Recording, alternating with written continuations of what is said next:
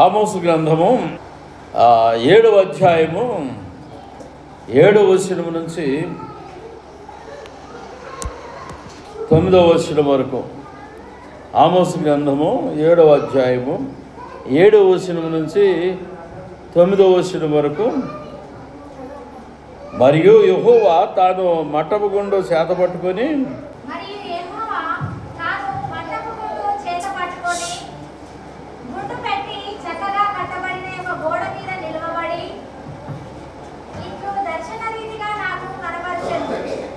ఇట్లు దర్శన రీతిగా నాకు కనపరచను. యెహోవా ఆమోసు నీకు కనపడుతున్నదేమని నన్ను అడుగగా,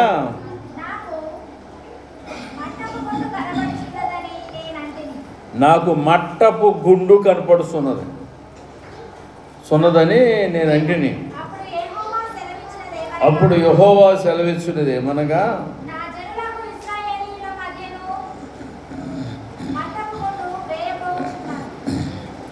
నా జనులకు ఇశ్రాయేలీల మధ్య మట్టపు గుండు వేయబోతున్నారు. నేనికను వారిని దాటిపోను.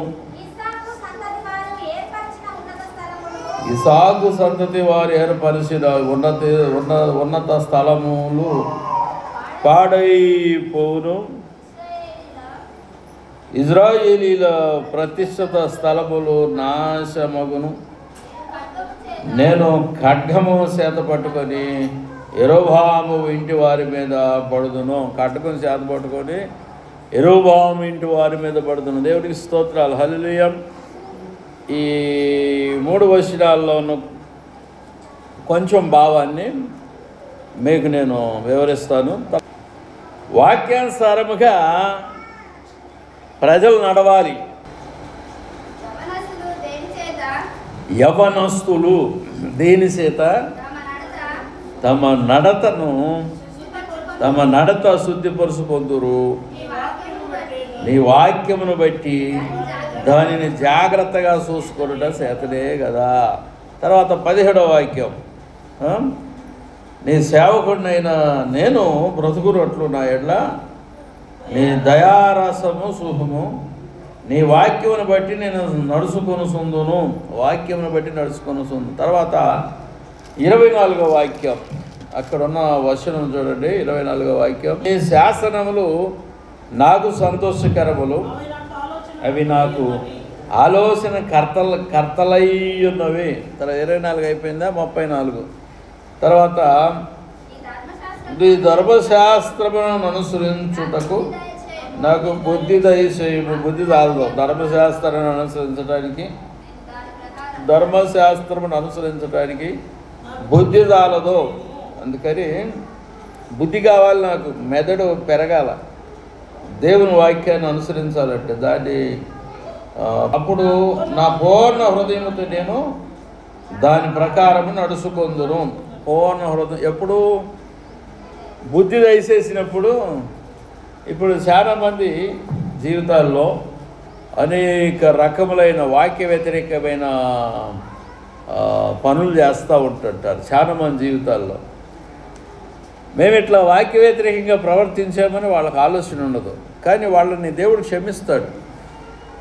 నేను ఇలాగా వాక్యానికి వ్యతిరేకంగా వెళ్ళాను, దేవుడు క్షమిస్తాడు లేడు, ఆయన పరిశుద్ధుడు అని ఇన్ని రోజులు బాప్తిసాలు పొంది ఇన్ని రోజులు కూడా బాప్తిసం పొంది ఇన్ని రోజులు నడుచుకుంటూ పోతూ దేవుల్లో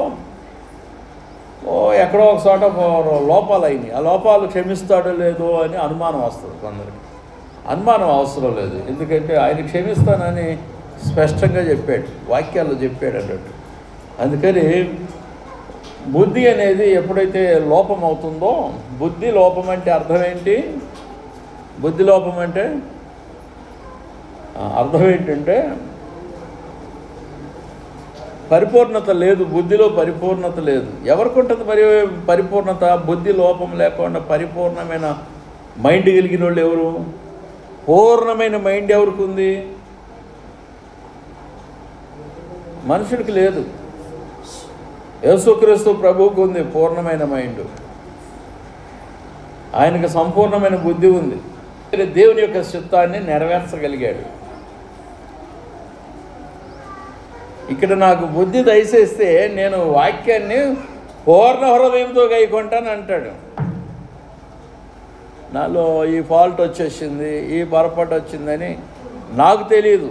నీలో వచ్చిన ఫాల్ట్ గురించి నాకు తెలియదు. నీకేమనిపిస్తుంది అంతరంగంలో? నాకు ఇలా ఫాల్ట్ వచ్చింది నా బ్రతుకులో అని ఆత్మ అశాంతిగా లోపల ఫీల్ అవుతుంటుంది. లోపల ఆత్మ అనేది కుంగుతూ ఉంటుంది. అలాంటప్పుడు ఏం చేయాలంటే 1 యోహాను 5:16 చదువుకుంటే నీకు క్షమాపణ దొరుకుతుంది. 1 యోహాను 5:16 గుర్తుపెట్టుకోండి. ఆ వచనాన్ని. క్షమాపణ దొరికి ఆత్మ నెమ్మదవుతుంది. అది ఏదే ఫాల్ట్ అయితే అది ఆ ఫాల్ట్ క్షమించబడుతుంది. మీకు ఒక వాక్యము చూపిస్తారు. ఇప్పుడు మీరు వినువారై ఉండాలి అంటున్నాడు. వినువారై ఉండాలి. చాలామంది ఏం చేస్తారు? చెప్పువారై ఉంటారు కదా. వినువారా చెప్పువారా? జనంలో చాలామంది చెప్పేవాళ్ళ వినేవాళ్ళ? ఇప్పుడు ఇక్కడ ఉన్న వాళ్ళందరికీ పరీక్ష పెడదాం. చెప్పేవాళ్ళు ఎంతమంది ఉన్నారు? చేయెత్తమంటే ఎంతమంది ఎత్తుతారు? వినేవాళ్ళు ఎంతమంది ఉన్నారంటే చేయెత్తమంటే ఎంతమంది ఎత్తుతారు? చాలామందికి ఎదుటి వారికి బుద్ధి చెప్పాలనే ఆలోచనే ఉంటుంది, కానీ ఎదుటి వారితో మనం చెప్పించుకోవాలని ఆలోచన ఉండదు. గ్రహించండి. నేను ఇతరులకి నేర్పాలి అనే ఆలోచన ఉంటుంది, ఇతరుల నుంచి నేను నేర్చుకోవాలనే ఆలోచన ఉండదు. గ్రహించండి. అక్కడ దెబ్బతింటుంది నీ బ్రతుకు. బైబిల్ ట్రైనింగ్ చేసి వాక్యాలను అభ్యాసం చేసి ఈ దేవుని సువార్త పరిచర్య చేయాలని మాలాంటి వాళ్ళు కొందరు బయలుదేరుతారు దేశం మీద. వాళ్ళు జనరల్గా 99 పాళ్ళు ప్రత్యేకింపబడతారు మొత్తం మీదకి. శరీరం వాళ్ళకు కూడా ఉంటుంది కనుక 1-2 పాళ్ళు తగ్గిపోతారు. మొత్తం మీదకి ప్రత్యేకింపబడతారు. ప్రత్యేకమైన జీవితం గడుపుతారు. లోక సంబంధమైన పనులను అంటించుకోరు కనుక ఆ లోక సంబంధమైన మాలిన్యం అనేది ఎక్కువగా అంటదు. ఇక కావాలని వీళ్ళు కళ్ళతో దోషాలు చేయటం, నోటితో దోషాలు మాట్లాడటము, సేవకులు కూర్చొని జోక్స్ ఆడుకోవటము, ఇలాంటివి చేస్తారు. అప్పుడు మిషలు దొరుకుతాయి, తప్పులు దొరుకుతాయి. కానీ దేవునికి స్తోత్రాలు. సేవకుడు ప్రత్యేకించబడతాడు. ప్రైజ్లాడు. హల్లెలూయా. ప్రత్యేకమైన జీవితం గడుపుతారు. దేవునికి స్తోత్రాలు. ఇక్కడ చూడండి, యాకోబు పత్రిక 1వ అధ్యాయం 22వ వాక్యంలో వాక్య ప్రకారం ప్రవర్తించాలి అంటాడు. మీరు వినువారై ఉండాలి, చెప్పువారై ఉండకూడదు. ఎందుకన్నాడు?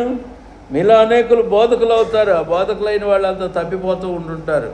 చూడండి, మన ఈ యోహాను శుభవార్తలో కూడా రాయబడింది. ఏమిటి? ఇక్కడ ఆయన ఏమంటున్నాడంటే దేవుని యొక్క వాక్యాల్లో యోహాను శుభవార్త 12వ అధ్యాయము 47వ వచనం. ఎవడైనానో నా మాటలు వినియు వాటిని గైకొనకుండిన ఎడలా నేను అతనికి తీర్పు తీర్చదు. నేను లోకమునకు తీర్పు తీర్చుటకు రాలేదు, కానీ లోకమును రక్షించుడికే వచ్చి తిని అంటున్నాడు. లోకాన్ని రక్షించడానికే వచ్చాను. అయితే ఇక్కడ గమనించండి, వాక్యము తిరస్కరించే వారికి వాక్యమే తీర్పు చెబుతుంది అన్నట్టు. వాక్యాన్ని తిరస్కరిస్తే దేవుని వాక్యమే తీర్పు చెబుతుంది. దేవునికి స్తోత్రాలు. మన ఇక్కడ ఉన్న విషయం ఏంటంటే, ఈ ఆమోసు గ్రంథంలో ఈ 7వ అధ్యాయంలో 7 నుంచి 9వ వచనం వరకు ఏం చదివాము? అక్కడ ఆమోసు గ్రంథంలో 7 నుంచి 9వ వచనం వరకు మట్టపు గుండు అన్నాడు. మట్టపు గుండు దేనికి వాడతారు? మట్టపు గుండు దేనికి వాడతారు? మట్టపు గుండు గోడ కట్టడానికి. ఆయన గోడ మీద నిలుచుని దేవుడైన యెహోవా అక్కడ రాసి ఉంది. యెహోవా తాను మట్టపు గుండు చేత పట్టుకొని చక్కగా కట్టబడిన ఒక గోడ మీద నిలువబడి ఇట్లు దర్శన రీతిగా నాకు కనపరిచాడు. గోడ మీద నిలబడి ఆయన దర్శన రీతిగా కనపరిచాడు. మట్టపు గుండు పట్టుకున్నాడు. ఈ గోడ చక్కగా కట్టబడిందా లేదా వంకర టింకరుగుందా అనే దానికి మట్టపు గుండుని వాడతారండి. గోడని తూకంతో చూసుకుంటూ పైకి కట్టుకుంటూ పోతారు మేస్త్రి కదా. గోడ ఎక్కడన్నా కొంచెం అటు ఇటు వరిగితే అది పడిపోతుంది, బ్యాలెన్స్ తప్పుతుంది అన్నాడు. బాగోదు, చూసేవాళ్ళకు బాగోదు, పడిపోవచ్చు, ఎక్కువ బలం ఉండకపోవచ్చు. అయితే మట్టగుండు దేవుడు ఎందుకు వాడుతున్నాడు? మీరు వినువారు మాత్రమే ఉండాలి, చెప్పేవారికి ఉండకూడదు. వినండి, వాక్యం వినండి అంటే నాకు చెప్పాలనిపిస్తుంది, ప్రేరేపణ వస్తుంది, ఏం చేయాలో నేను అంటారు. నాకు చెప్పాలనిపిస్తుంది, వాక్యం చెప్పాలనిపిస్తుంది. ఏం ప్రేరేపిస్తుంది నిన్ను? వాక్యం చెప్పడానికి జనమే దొరకలా. అని నేను తీసుకునేది అర్ధగంట ఇక్కడ, అది యూట్యూబ్కి పెడుతుంటా.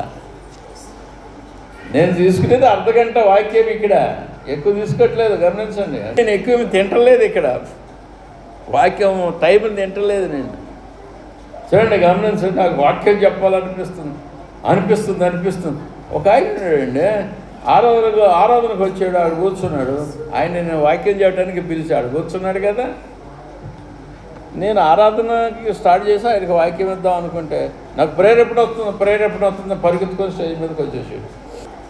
మనం చెప్పేవారిగా ఉండకూడదు, వినేవారిగా ఉండాలి. వినేవారిగా ఉంటే ఏమవుతుందంటే నీకు గొప్ప బహుమానం దొరుకుతుంది. చెప్పేవారికి ఉంటే ఏమవుతుంది? ఏమి కాదు, చెప్పు దెబ్బలు తెరపడుతుంది. అర్థం కదా? చెప్పేవారికి ఉంటే ఏమవుతుంది? ఎందుకు? నువ్వు చెబుతావు, చెప్పినట్టుగా నడవు, చెప్పు దెబ్బ కొట్టకపోతే ఏం కొడతారు? అర్థం కాలే నీకు నా మాట? అర్థమైంది అసలు? చెప్పినట్టుగా నడవలేదు, నలుగురి మధ్య చెప్పినవు, నలుగురి మధ్య నడవలేదు, అప్పుడేమవుతుంది? చెప్పు దెబ్బలు పడతాయి అంతే. ఎట్లా అంటావా? చెప్పిండు, వాక్యం చెప్పిండు, బాగానే ఉంది వాక్యం. వాళ్ళ ఇంట్లో ఒక పిల్ల ఉంది, వయస్సు పిల్ల. ఆ పిల్ల దగ్గర చేరిండు, ఇటు వాక్యం చెప్పిండు, ఆ పిల్ల దగ్గర చేరిండు. ఏమైంది? అక్కడ పెద్ద గొడవ ఆ సేవకుడి మీద. కారణం ఏంటంటే ఆడు చెబుతాడు కానీ చేయడు, నడవడు, చెప్పినట్టు నడవడు. ఆ పిల్ల దగ్గర చేరిండు, పెద్ద గొడవ అయింది. తర్వాత ఆ పిల్లని ఆయనకి ఇచ్చారో మరి ఏమైందో ఏదో నాకేం తెలియదు, కానీ అది అన్నట్టు చెప్పిన విధంగా మనం చేయం. అందుకని చెప్పటం కంటే వినటం శ్రేష్టం కదా, మంచిది కదా, బాగుంటుంది కదా. Praise the lord, hallelujah. వాక్యం చెప్పటం కంటే వినటం ఎంత హాయి. ప్రైజ్ ది లార్డ్, హల్లెలూయా. నువ్వు నడిచినా నడవకపోయినా నిన్ను ఎవడు పట్టించుకోడు కదా. అట్లా దేవుని వాక్యాలు చెప్పినట్టుగా చేయాలి. అందుకే యాకోబు 1వ అధ్యాయము, యాకోబు పత్రిక 1వ అధ్యాయం 22వ వచనం, మీరు వినువారు మాత్రమై ఉండాలంటాడు. వినువారు మాత్రమై. పిల్లగాడు నన్ను ఏమంటాడు?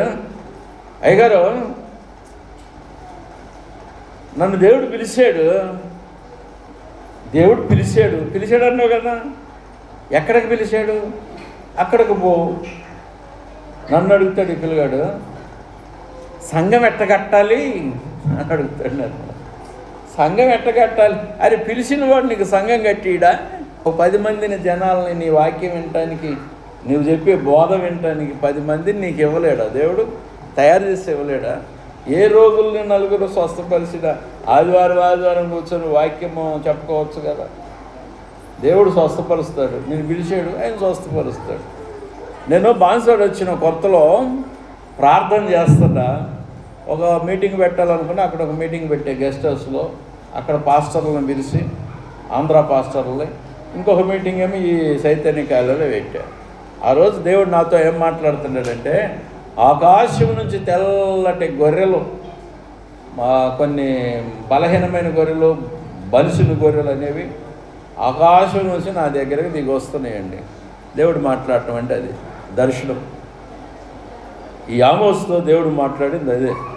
మట్టబుగుండు పట్టుకున్నాడు. వీళ్ళు చక్కగా కట్టబడ్డారా, చక్కగా నిలబడ్డారా, చక్కగా ఉన్నారా లేరు అని ఆయన తోస్తాడు. బ్యాలెన్స్. నీ విశ్వాసాన్ని దేవుడిని యెహోవా తోస్తాడు. ప్రైజ్ ది లార్డ్, హల్లెలూయా. నీ విశ్వాసాన్ని తోస్తాడు, నిన్ను తోస్తాడు. నువ్వేమనుకుంటా నీ నెత్తిలో ఉన్న ఈ ఎంట్రుకుంది నేల మీద పడుతుందా, దాన్ని కూడా పట్టుకొని తీసి తోస్తాడు. మీకు అర్థం కాదు, ఆ మర్మమే తెలియదు. దేవుడైన యెహోవా అంత సూక్ష్మంగా ఉంటాడు. కానీ క్షమిస్తాడు, నిన్ను దీవిస్తాడు, క్షమిస్తాడు, దీవిస్తాడు. గ్రహించాలి. అయితే ఆయన చూడలేదు, ఆయన తూయడు అనుకోబోకు. ప్రతి చిన్న విషయాన్ని నన్ను కానీ నిన్ను కానీ వెయిట్లో పెడతాడు. నువ్వు వెయిట్ కలిగిన మనిషివా, తేలిపోయే మనిషివా? గ్రహించండి. ఒక తక్కెడ తేలిపోతుంది, ఒక తక్కెడేమో కింద వెయిట్ అవుతుంది. దేవుడు తూసును, మట్టపుగుండు అంటే అదే అర్థం. నీ విశ్వాస జీవితాన్ని తోస్తాడు, నీ ప్రార్థనా జీవితాన్ని తోస్తాడు, తూసును. ఈ balances you, lord balances you. దేవుడు నిన్ను తూసును. తక్కెడలో నువ్వు తేలికగా కనపడితే నీకున్న పొజిషన్ నుంచి నిన్ను తొలగించి భూమి మీద నుంచి తీసివేయరా. హల్లెలూయా. అది అర్థం కావట్లా. దాని అర్థం ఏంటో చెప్పాలా? ఈ వ్యక్తి వెయిట్ ఉన్నాడండి. ఈ వ్యక్తి ఏం చేశాడు?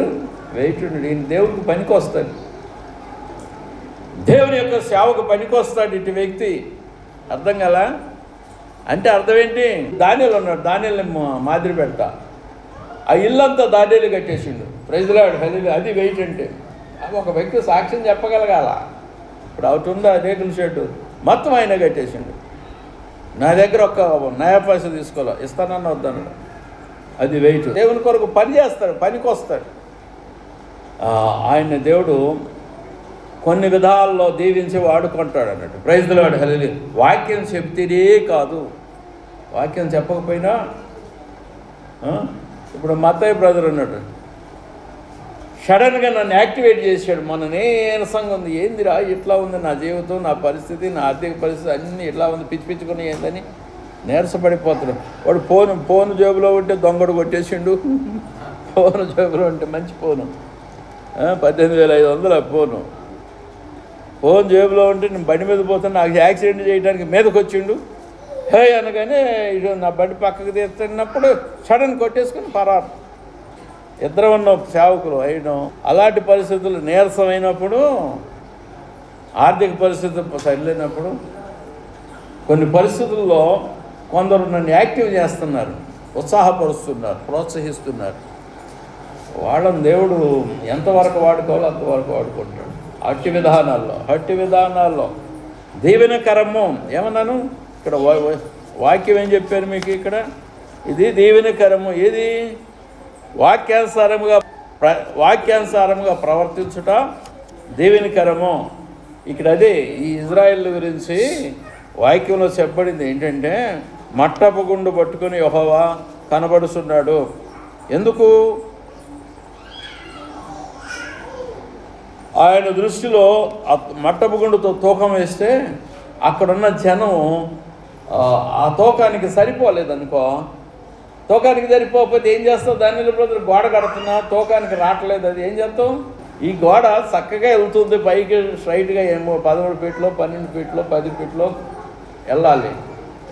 పైకి కట్టుకుంటూ పోవాలా, కింద తూకం పట్టుకుంటూ పోవాలా. లేకపోతే ఆయనకు అర్థం కాదు. తూకం పడితే తెలుస్తుంది. నూలు కడతారు, తూకం ఉంటుంది ఒకటి. దాంతో గోడ చక్కగా వచ్చింది అనుకున్నప్పుడే గోడను ఉంచుతాడు, లేకపోతే కట్టడు, దాన్ని తీసివేస్తారు. అర్థం కదా? దేవుడైన యెహోవా చేసే పని అది. నీ జీవితమైనను నా జీవితమైనను దేవుడైన యెహోవా ఆయనకు ఉపయోగకరంగా ఆ జీవితాలు ఉంటేనే అవి ఉంటాయి. ఈ అన్యులైనా సరే, క్రైస్తవులైనా సరే, హిందువులైనా సరే, ముస్లింలైనా సరే, ఎవరైనా సరే, ప్రపంచంలో ఏ జాతి వారైనా సరే, అందరికీ దేవుడు ఒక్కడే. Praise the lord. హల్లెలూయా. ప్రపంచం అందరికీ దేవుడు ఒక్కడే. ఎవరిని ఎప్పుడు తీసివేయాలో,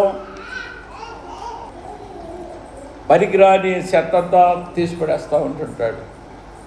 మనం రోజు వినే వార్తల్లో, టీవీల్లో కానీ ఫోన్లో వచ్చే వార్తల్లో కానీ మనం వింటున్నాం చూడండి. ఆ వినే వార్తల్లో 100 మంది చచ్చిపోయారు ఫలానా జాగలో బస్సు ఫెయిల్ అయింది, అది కాలిపోయింది, 40 మంది చచ్చిపోయారు. ఇట్లాంటి ఎన్ని వార్తలు ఏంది? వాళ్ళకి తెలియదు. దానిలో కూర్చున్న వాళ్ళకి ఇవాళ మనం అందరం చచ్చిపోతున్నామో అని అందులో బస్సులో కూర్చున్న వాళ్ళకి తెలియదు. పలానా పాయింట్ దాకా రాగానే తాగుబోతాడు అక్కడ స్కూటీని అక్కడ గుద్ది ఆ మంటలు రేపి బస్సు కట్టించేశాడు. బస్సులో ఉన్న వాళ్ళందరం చచ్చిపోయారు. అంటే లోపల ఉన్న వాళ్ళకి తెలియదు చస్తున్నామని. వాళ్ళు ఏమనుకుంటారు, బస్సులో కూర్చున్న వాళ్ళు మేము పలానా గమ్యస్థానానికి వెళ్తాము, మళ్ళీ తిరిగి వస్తాము, మా పిల్లలను చూసుకుంటాము, లేకపోతే ఉద్యోగాల్లో జాయిన్ అవుతాము, డబ్బులు సంపాదిస్తాము, దాచుకుంటాము, ఇలా ఆలోచన ఉంటుంది కదా. ఇంకా రకరకాల ఆలోచనలు ఉంటాయి వాళ్ళకి. వయసు వాళ్ళు అయితే ప్రేమల కొరకు ఆరాట పడుతుంటారు. ప్రేమ వాళ్ళు ఈరోజు వచ్చేది వాళ్ళకి తెలీదు. దేవుడు తుడిచేస్తుంటాడు, ఎక్కడ తుడిచిపడేస్తుంటాడు. ఆయన ఇష్టం అది. ప్రైజ్ ది లార్డ్, హల్లెలూయా. నువ్వు విశ్వాసంలో బలంగా ఉండి నీవు దేవుని సేవకు పనికొచ్చే విధంగా ఉంటే దేవుడు నిన్ను ఉపయోగించుకుంటాడేమో. ప్రైజ్ ది లార్డ్, హల్లెలూయా. అంతే మరి. మన దేవుని యొక్క పనికి రావాలి. దేవుని యొక్క పనికి రావాలి. ఒక వ్యక్తి, స్త్రీ కానీ పురుషుడు కానీ దేవుని పని చేయాలి. ప్రైజ్ ది లార్డ్, హల్లెలూయా. ఆయన మట్టపు గుండు పట్టుకున్నాడు. అప్పుడు యెహోవా సెలవిస్తున్నాడు, నా జనులకు ఇశ్రాయేలీయుల మధ్యను మట్టపు గుండు వేయబోతున్నాను. నేను ఇకను వారిని దాటిపోను, మట్టపు గుండేస్తా, సింగపాశ్ర మీద మట్టపు గుండేస్తా అన్నాడు అనుకో, నా పని అయిపోయినట్టే. ప్రైజ్ ది లార్డ్, హల్లెలూయా. అంతే మరి. మట్టపు గుండు నాపై వేసాడు అనుకో, నా విశ్వాసం ఎంత, నా యొక్క కన్స్ట్రక్షను, ఫెయిత్ కన్స్ట్రక్షను, భక్తి కన్స్ట్రక్షను, నా యొక్క లైఫ్ అనేది ఎలా ఉంది అనేది మట్టపు గుండు వేసాడు అనుకో, అది కొంచెం వంకటింకరకు ఉందిరా ఈయన బ్రతుకు అనుకున్నాడు అనుకో, అంతవరకు ఆపుతాడు, లేకపోతే పక్కకి తీసేస్తాడు. అది మట్టపు గుండు గుంజుట ఉంటుంది. దేవుడిని యెహోవా ఇశ్రాయేలుల మీద మట్టపు గుండు గుంజుట పెట్టే వారిని దాటిపోను, మట్టపు గుండు గుంజుతాను. ఇస్సాకు సంతతి వారు ఏర్పరిచిన ఉన్నత స్థలములో వాడైపోను. ఉన్నత స్థలాలంటే ఎగ్జాంపుల్ ఇది చూడండి, బడాపాడు ఉందా, అది ఉన్నత స్థలం. అట్లాంటి అన్నట్టు ఉన్నత స్థలాలు అంటే ఆ దేశంలో ఉన్నాయి. ఉన్నత స్థలములు పాడైపోను, ఇజ్రాయిల్ ప్రతిష్ఠిత స్థలములు నాశనమగును. నేను ఖడ్గము చేత పట్టుకుని యెరొబెఆము ఇంటి వారి మీద పొడదును. ఖడ్గం పట్టుకుంటారు. దేవునికి ఇష్టం లేని విధానాలు అనేవి ఎక్కడ కనపడతాయో ఆయనే ఖడ్గం పట్టుకొని నిలబడతాడు ఎదురుకొచ్చి. ఏంటి నీ సంగతి అంటాడు. Praise the Lord. ఏంటి నీ సంగతి, నీ బ్రతికెంత, నువ్వెంత అంటాడు కదా. దేవునికి ఎదురు తిరుగుతావా నువ్వు? బాగుందా? దేవునికి ఎదురు తిరగటం బాగుంటుందా అంటున్నా. చాలామందికి తెలియదు. దేవునికి ఎదురు తిరగటం అంటే పాస్టర్కి ఎదురు తిరగటమే. దేవుని కాదు, అక్కడ చెప్పబడింది. ఆయన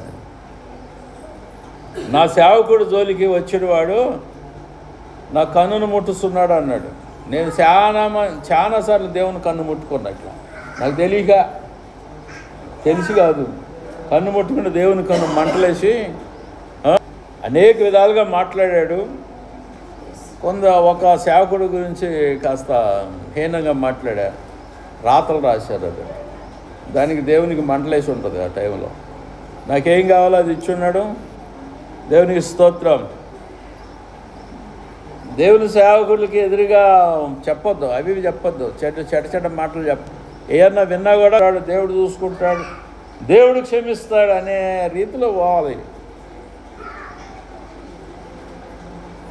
అట్లా దేవునికి స్తోత్రాలు. దేవుడు మట్టపు గుండా జనం మీద గుంజినప్పుడు వాళ్ళలో కనపడుతున్నవి ఏంటి? ఉన్నత స్థలాలు, ఇంకా ఉన్నత స్థలము, తర్వాత ఇక్కడ ప్రతిష్ఠిత స్థలములు నాశనమైనవి. ఉన్నత స్థలాలు, ప్రతిష్ఠిత స్థలాలు. ఎగ్జాంపుల్ అర్థం కావాలంటే బడాపాడు ఉంది, అది ఉన్నత స్థలం. సేమ్ ఇలాంటివి అక్కడ ఉంటాయి ఆ దేశాల్లో. ఇప్పుడు ఉన్నాయో లేవో కానీ ఈ ఆమోస్ కాలంలో మాత్రం ఉన్నత స్థలాలు ఉన్నాయి. వాళ్ళు ఏం చేశారు?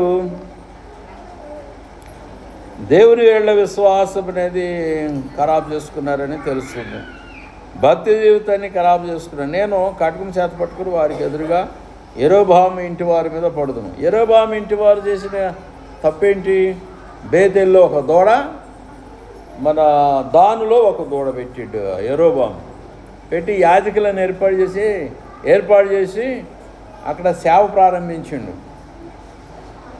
ఈ బేతేల్లో ఉన్న దూడ, దానిలో ఉన్న దూడ, 2 దూడలు ఇవే ఈజిప్ట్ నుంచి మిమ్మల్ని తీసుకొచ్చినాయి అని ఆ దూడలకే యెహోవా అని నామకరణం చేసి వాటికే పూజ చేస్తుండ్రు.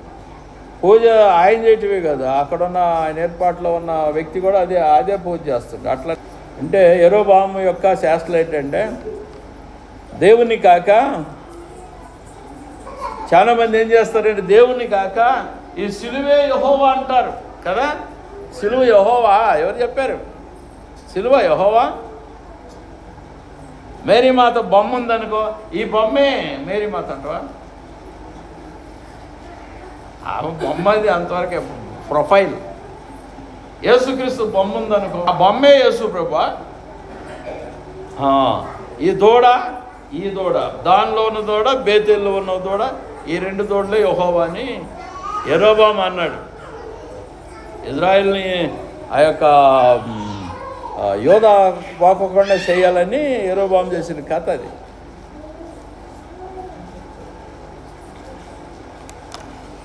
ఇక్కడ యెరోబాము శాస్త్రం కనపడుతుంది. యెరోబాము ఇంటి వారి మీద పడుదును. యెరోబాము చేసిన కథలేంటి? అది వేరే గ్రంథంలో యెరోబాము శాస్త్రం చూస్తే తెలుస్తుంది. పోయిన వారం యెరోబాముని గురించి తీసినట్లున్నాం. దేవునికి స్తోత్రాలు. చాలామందికి దేవుడు అంటే ఏందో తెలియదు. దేవుడు అంటే ఏంటి చెప్పు? 29వ వచనం, చివరి వచనం అన్నట్టు. 12వ అధ్యాయంలో 29వ వచనం, 12:29. అది దేవుడు అంటే ఏంటి? మన దేవుడైన యెహోవా దహించే అగ్ని. అంటే దహించే అగ్ని అంటే అది ఆరిపోదు. అది దహించు అగ్ని ఆరిపోదు. అది ఆరని అగ్ని. నువ్వు పోయి గ్యాస్ స్టవ్ వెలిగిస్తావు, అది ఆరిపోతుంది. గ్యాస్ అయిపోగానే ఆరిపోతుంది. దేవుడైన యెహోవా ఆరిపోడు. అగ్ని అంటే ఆయన అగ్ని. ప్రైజ్ ది లార్డ్, హల్లెలూయా. దేవుడు అనగా మీకు ఇంకా స్పష్టమైన భాషలో తెలియదు, నిప్పులు అనాల. నిప్పులు అంటే పొయ్యిలో నిప్పు అనుకుంటాం. వెంటనే పొయ్యిలో నిప్పు కూడా కాలుస్తుంది. దేవుడు అగ్ని నీ పాపాన్ని కానీ పాప బ్రతుకుని కాల్చి వేస్తాడు, లేకుండా చేస్తాడు, తినేస్తాడు. అదన్నట్టు క్షమిస్తాడు, తినేస్తాడు. దేవుడు అంటే అది. ప్రైజ్ ది లార్డ్, హల్లెలూయా. దేవుడు దహించు అగ్ని అయి ఉన్నాడు. దేవుడు అనగా అర్థం ఏంటంటే ఒక ఆన్సర్ అది. చాలా భావాలు ఉంటాయి. దేవుడు దహించు అగ్ని అయి ఉన్నాడు. ప్రైజ్ ది లార్డ్, హల్లెలూయా. దేవుడు చెప్పండి, దహించు అగ్ని అయి ఉన్నాడు. ప్రైజ్ ది లార్డ్, హల్లెలూయా, హల్లెలూయా. దేవుడు మిమ్మల్ని దీవించును గాకండి.